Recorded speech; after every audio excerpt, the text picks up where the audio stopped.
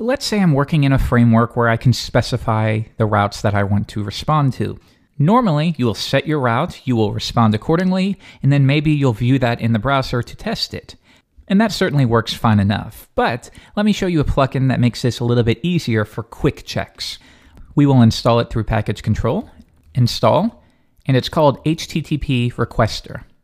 So now let's try this out. Why don't we do something like this? When the user requests the home page, we're going to grab all of the users. Don't worry about the syntax here.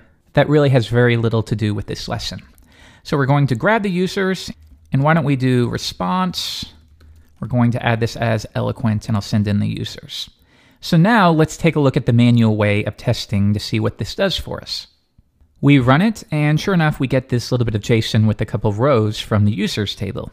But now I'll show you how to do this directly from the editor.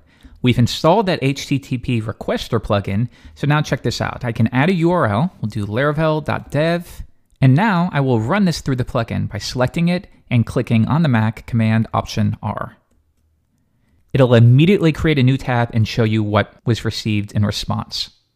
By the way, if you are a Windows user, this would be Control-Alt-R. So let's try another one. Why don't I duplicate this? And now we will say when we want to grab users / and then maybe a specific ID. We'll fetch that ID, and then we will find the one user that has that specific ID. And we will return, once again, response, eloquent user. So now if you're in the middle of working, you don't have to open up the browser. Just quickly run laravel.dev, users1, and let's run that through the plugin, Command-Option-R. And yep, we get a 200 response, and we did return the user with an ID of 1. Now, as I understand things, at the time of this writing, only the get verb is supported, but I believe support for the others is on its way.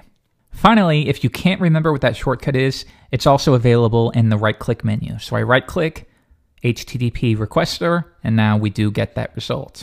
So if we try to request something that doesn't exist, maybe edit, we haven't written that one just yet, we run it, and now we do get a 404. So that's a helpful reminder when you're in the middle of working and you don't feel like switching over to your browser to try out a specific route.